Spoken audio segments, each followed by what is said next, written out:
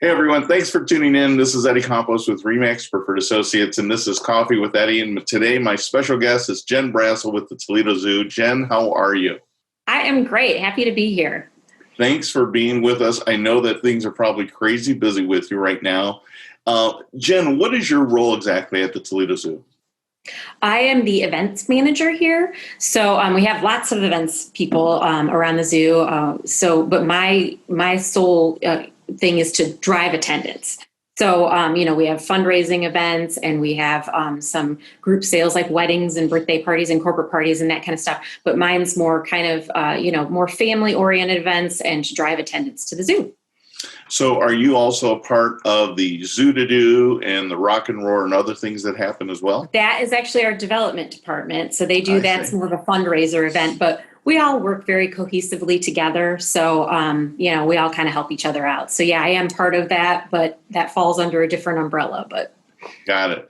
So as far as the lights before Christmas, we're in the season right now. yes, we So are. what is going on at the zoo? Is it already started? Yes, we kicked off. We did our tree lighting ceremony where we lit our 85-foot Norway spruce on Friday, and that thing has over 35,000 lights. It's really beautiful. So that was a Yes. great event, and we had such great weather. So it started on November 20th, and it runs through December 31st. And this is our 35th year doing this. It's amazing. And what time does it start? 3 p.m. daily. Okay. Our hours are 3 to 8 p.m., but we give everybody an hour to finish up their visit. So we have everybody out of the park by around 9 o'clock. Got it. So, the lights are a huge attraction for our community, and I know that they draw a lot of attention from other states that are around us. So this is Yeah. something that is even a little more challenging this year with everything going on with COVID. It sounds like you guys have done some amazing things to help protect your visitors. Where did you Right. guys start with that? What is being done to be able to help people as they're going into the zoo? Well, I mean, when we were shut down in the spring and we reopened in June, we had many safety protocols that were in place that, we've kind of implemented through Lights Before Christmas as well. And we've worked with the CDC guidelines and the health department. And we're so fortunate that being an outdoor facility, we're over 72 acres, that people can safely roam near home and be outdoors and still be safe and socially distanced. So we do require that our guests wear masks within the zoo. If you're 6 and older, that's in our buildings and even on grounds, because there's going to be certain places that, you might not be able to socially distance from your party if you get into maybe a concession line or something like that. We want everybody to remain safe. We've got over 30 hand sanitizing stations throughout the zoo. We are limiting capacity in the zoo. So this year, members and non-members, they have to make reservations. So Oh, we're about really? half capacity, than we normally are, back in the days of, last year or even the years past, sometimes we could get over 13,000 people here on a weekend in December. Wow. That just is not possible this year. We just want to make sure we keep a good capacity within the zoo so everybody can safe and socially distance and still just have a great experience. So by doing that, we put 7 days out on our webpage for toledozoo.org/lights, and people Okay. can reserve their date and time slot. We have it kind of staggered so that people aren't all coming in at once. Once you get here, you can stay as long as you want, but there are different times that you can pick, and then we want everybody to make a reservation so that we can control the capacity in the zoo. We've got some one-way traffic patterns throughout the zoo. We're limiting capacity in our buildings. So, you can still kind of quickly go in, warm up, use the restroom in some of our buildings like the aquarium and the museum, but we are going to monitor the capacity in those too, to kind of keep everybody back, get outside and enjoy the lights. Now, how about the pedestrian bridge and the tunnel? Will both those be open? Right now, the tunnel is closed. Since we reopened in June, we have kept it closed because it's a tight space. So it's really hard Sure. for people socially distanced in there. So we only have our Anthony Wayne Trail entrance is the only entrance open to the zoo. And you do have to take the pedestrian bridge when you cross over to the other side. Our Broadway entrance is currently closed at this time.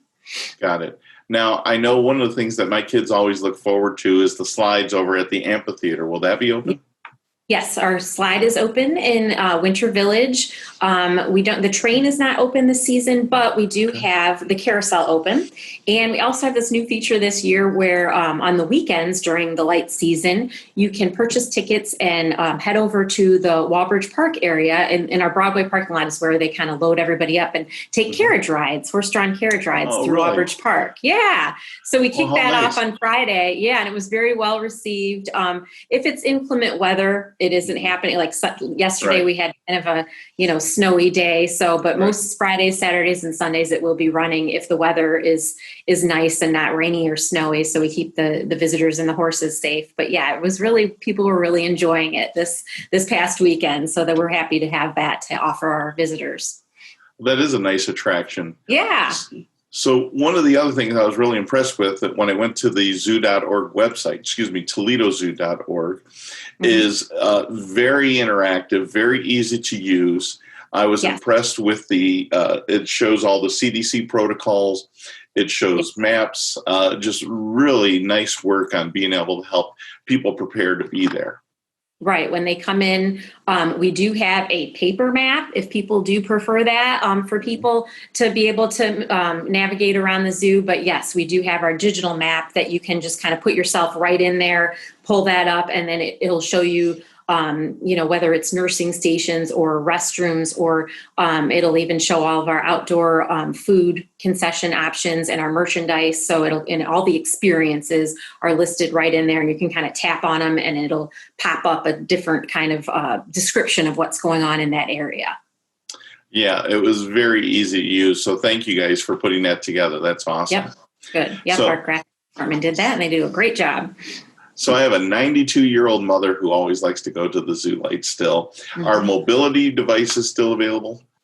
Yes, we do have those. You are still able to rent motorized scooters and wheelchairs and strollers and wagons and all that. So that is available for you when you come in. And like I mentioned, like our cafe isn't open or indoor eating areas. We're trying to keep everybody kind of outside and open air areas. But we've got some really great new food and beverage options. They're all over the zoo, and even some fun adult cocktails. This year we have this new Yuletide tent food and spirits that our catering department is actually running this year.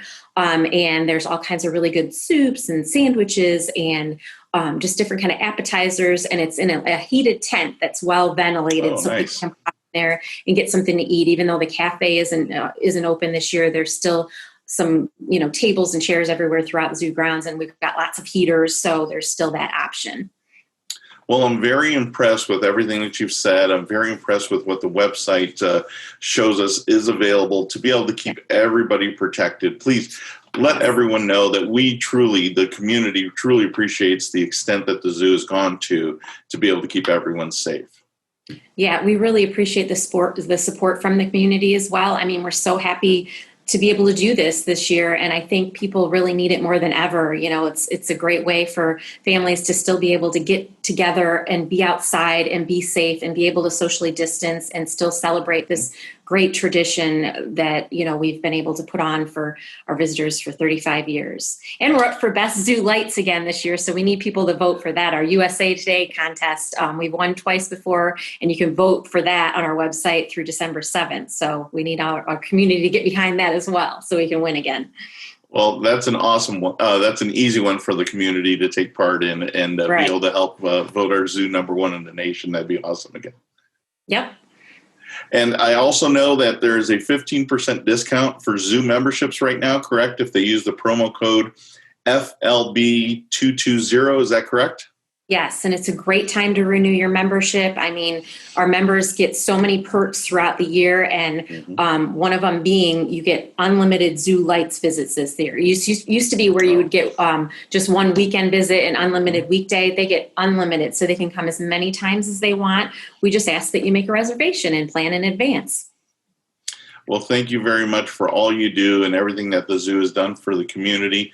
Everyone, thanks for joining us today for Coffee with Eddie. This is Jen Brazel with the Toledo Zoo. Jen, thank you so much for your time. I truly appreciate it. Yeah, I appreciate you having me on. Take care. Bye-bye. Bye-bye.